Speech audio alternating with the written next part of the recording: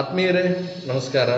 ಈ ಜಗತ್ತನ್ನೇ ಗೆಲ್ತನಿಯಂತಹ ಹೊರಟಂತಹ ಅಲೆಕ್ಸಾಂಡರ್ ತನ್ನ ಕೊನೆಯ ದಿನಗಳಲ್ಲಿ ಒಂದು ಉಯಿಲನ್ನ ಬರೆದಿರ್ತಾನೆ. ಅವನು ಅದರಲ್ಲಿ 3 ಷರತ್ತುಗಳನ್ನ ತಿಳಿಸ್ತಾನೆ ಅಲೆಕ್ಸಾಂಡರ್.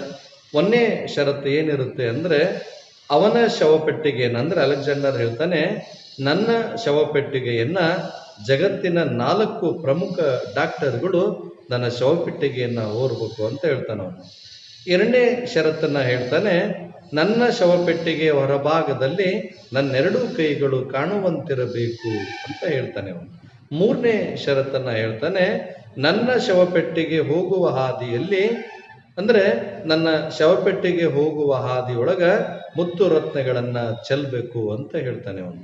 ಅವನ ಸಹಚರರು ಕೇಳ್ತಾರೆ ಈ ಉಯಿಲಿನ ಆ ಷರತ್ತಿನ ಉದ್ದೇಶಗಳನ್ನ ಕೇಳಿದಾಗ ಅಲೆಕ್ಸಾಂಡರ್ ಹೇಳ್ತಾನೆ, ನನ್ನ 1ನೇ ಷರತ್ತಿನ ಉದ್ದೇಶ ಏನು ಅಂದ್ರೆ ಈ ಜಗತ್ತನ್ನೇ ಗೆಲ್ತಾನೆ ಅಂತ ಅಲೆಕ್ಸಾಂಡರ್ಗೂ ಸಹಿತ ವಯಸ್ಸಾದ್ಮೇಲೆ, ಅಂದ್ರೆ ಆಯುಸ್ಸು ಮುಗಿದ್ಮೇಲೆ ಯಾವ ಡಾಕ್ಟರ್ಗಳು ಸಹಿತ ಅವನನ್ನ ಉಳಿಸೋಣಕ್ಕೆ ಸಾಧ್ಯ ಆಗ್ಲಿಲ್ಲ ಅನ್ನೋ ಸಂದೇಶ ಜಗತ್ತಿಗೆ ಗೊತ್ತಾಗ್ಬೇಕು ಅಂತ ಹೇಳ್ತಾನೆ ಅವನು.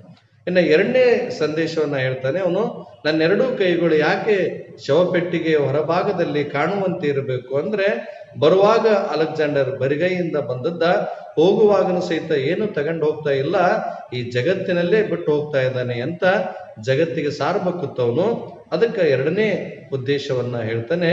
ಇನ್ನು 3ನೇ ಉದ್ದೇಶವನ್ನ ಹೇಳ್ತಾನೆ, ಶವಪೆಟ್ಟಿಗೆ ಹೋಗುವ ಹಾದಿಯಲ್ಲಿ ಮುತ್ತು ರತ್ನಗಳನ್ನ ಯಾಕೆ ಚೆಲ್ಬೇಕು ಅಂದ್ರೆ, ಆ ಮುತ್ತು ರತ್ನಗಳನ್ನ ಪಡ್ಕೊಂಡಿದ್ದು ಈ ಭೂಮಿಯಿಂದನೇ, ಕೊನೆಗೆ ಅವನು ಹೋಗ್ಬೇಕಾದ್ರೆ ಅವನು ಇಲ್ಲೇ ಬಿಟ್ಟು ಹೋಗ್ತಾ ಇದ್ದಾನೆ ಅಂತ ಈ ಜಗತ್ತಿಗೆ ಗೊತ್ತಾಗಲಿ ಅಂತ ಈ 3 ಉದ್ದೇಶಗಳನ್ನ ಅವನು ತನ್ನ ಉಯಿಲ್ನಲ್ಲಿ ಬರೆದಿರ್ತಾನೆ. ಬಂಧುಗಳೇ, ಉದ್ದೇಶ ಇಷ್ಟೇ, ನಾವೆಷ್ಟೇ ಗಳಿಸಿದ್ರು ಸಹಿತ ಎಲ್ಲವನ್ನೂ ಇಲ್ಲೇ ಬಿಟ್ಟು ಹೋಗ್ಬೇಕು.